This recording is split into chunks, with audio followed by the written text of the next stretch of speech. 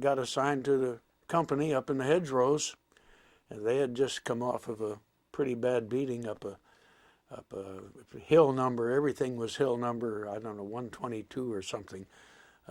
Didn't make any difference. We were some of the first replacements that they got in, and that started the go-round. We were in the deep hedgerows, which is the best place in the world to defend and the worst place in the world to attack, especially if the people that you're attacking have been there for a year or two, know every place, had it all well zeroed in. You sat in one place too long, why, you got a mortar in your hind pocket, the left or right, it didn't make any difference. Till we got out of there and started across the country with General Patton, why, it was touch and go. But the first action that I really saw was Sevis Island, and that's was not a good experience.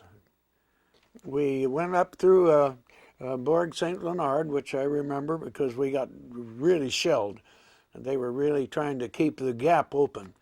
The Falaise Gap was a place where 3 or 4 major highways went through a big set of rolling hills. They called them mountains, we called them hills, and they all came through the same place at this town of Chambois, which formed what they called the Gap, the Falaise Gap. And they were trying to get everything they could out of it. It was the worst mess you ever saw. I never have seen such carnage. We moved on up into the town of Chambois, went through the town, and set up in the edge of an orchard. We pulled in there at night and set up our machine guns to cover the field, which was where anybody could largely attack from us. There was a lot of noise across the field, but we couldn't tell what it was. It was getting dark. So we set up and bedded down. We'd been a long ways that day.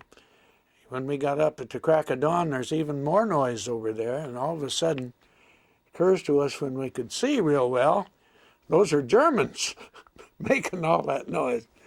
And on top of that, they're lining up tanks and setting up guns. Well, we started shooting at the trucks and cars and stuff, and the people we could see running around, and the tanks were maneuvering, and pretty soon across the field they came. And one of the things you learned was you don't shoot 30 caliber machine guns at big tanks. And there's several reasons. First, it gets their attention, which you really don't want.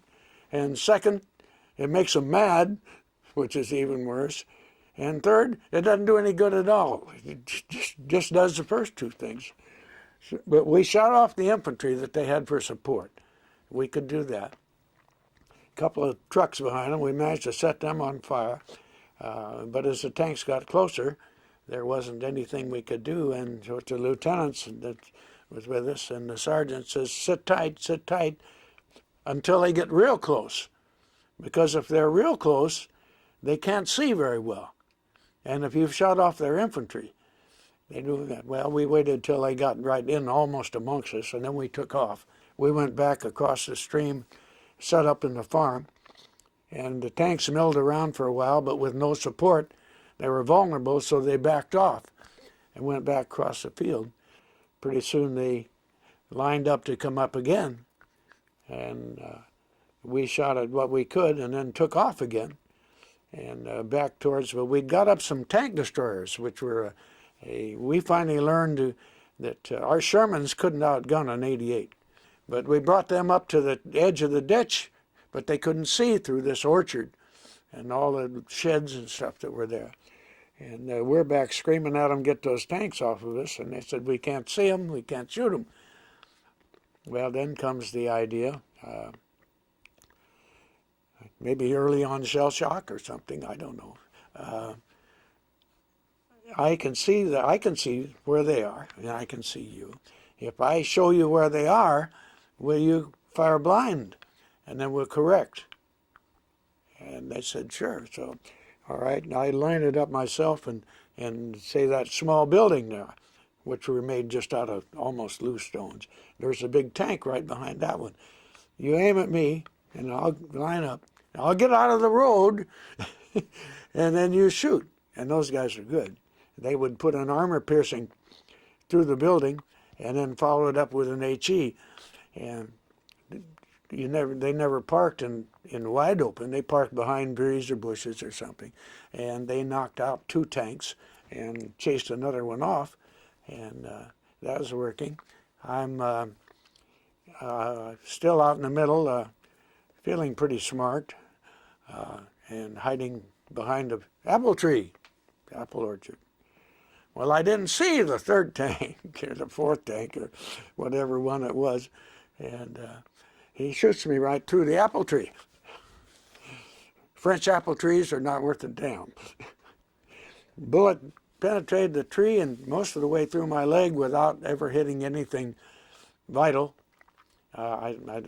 What the sensation is, I don't recommend it, but it felt like being hit with a sledgehammer. And I honestly couldn't tell you whether I had a leg, didn't have a leg, it was busted, or I could run like hell. Tank is coming after me. He quit shooting. I guess he's going to run over me. I don't know. Maybe he thought he didn't need to.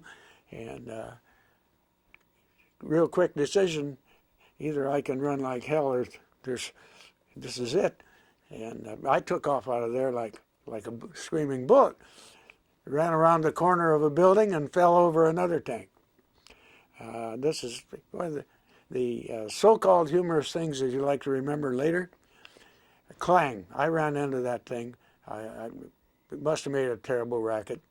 Fell down, looked up, and there's a German up in the turret trying to assess the situation. I suppose a tank commander maybe.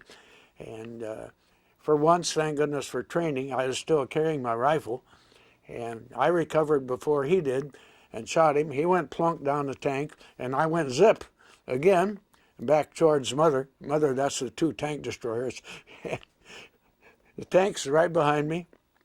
They said that I got about 40, 50 feet from the ditch, and he went zip down in the ditch. I'm snuggled up between dead horses, cows, Germans, in this creek in the bottom. Anyhow, when the smoke cleared, they'd knocked out a couple of the tanks, damaged the other ones, so they left, and came down in the ditch and dragged me out.